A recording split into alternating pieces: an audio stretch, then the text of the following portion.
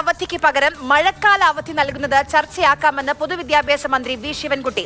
മഴക്കാലത്ത് മിക്ക ദിവസങ്ങളിലും അവധി പ്രഖ്യാപിക്കേണ്ട സാഹചര്യമുണ്ട്. അതിനാൽ ജൂൺ ജൂലൈ മാസത്തിലേക്ക് അവധി മാറ്റണമെന്നാണ് തന്റെ വ്യക്തിപരമായ അഭിപ്രായമെന്നും വി ശിവൻകുട്ടി പറയുന്നു.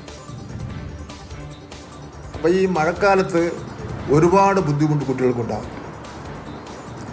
ഒന്ന്, രക്ഷകർത്താക്കൾ കുട്ടികളെ സ്കൂളിൽ കൊണ്ട് വിടുന്നതിന് വേണ്ടിയുള്ള ബുദ്ധിമുട്ടുണ്ടാകുന്നു. കുട്ടികൾ മഴ നനഞ്ഞുണ്ടാകുന്ന അസുഖങ്ങൾ ഉണ്ടാകുന്നുണ്ട്.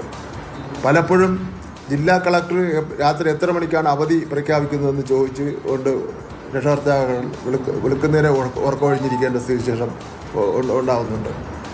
അവസാനം അങ്ങനെ കുറേ ബുദ്ധിമുട്ട് ആൾക്കാർക്ക് ഉണ്ടാകുന്നു. പല സ്കൂളുകളും അവധി കൊടുക്കേണ്ടി വരുന്നുണ്ട്. ഈ മഴ കടുത്തു വരുന്ന അവസരത്തിൽ താൽക്കാലിക ദുരിതാശ്വാസ ക്യാമ്പുകളായിട്ട് സ്കൂളുകളെയാണ് ഉപയോഗിക്കുന്നത്. ഇങ്ങനെയൊക്കെ ഉള്ള പ്രശ്നങ്ങൾ ഈ ജൂൺ ജൂലൈ മാസങ്ങളിൽ ഉണ്ടാകുന്നുണ്ട്.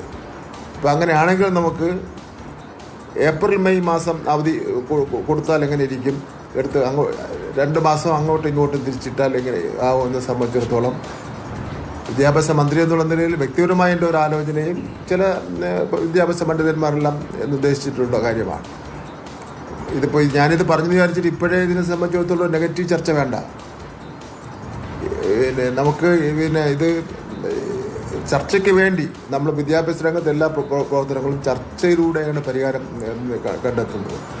ഇതൊന്നും ഒരു ചർച്ച ചെയ്ത ശേഷം ഇത് നമുക്ക് ഗവൺമെൻറ് ആലോചിക്കണം. ഞാൻ ഈ പറഞ്ഞ പോലെ എല്ലാവരുടെയും സമ്മതത്തോടുകൂടി മാത്രമേ നമുക്ക് ചെയ്യുന്നതിന് വേണ്ടി കഴിയുള്ളൂ. ഞാൻ ഈ പറഞ്ഞ മെറിറ്റും ഡിമെറിറ്റും ഈ കാര്യത്തിലുണ്ടെന്ന കാര്യം പറയാം.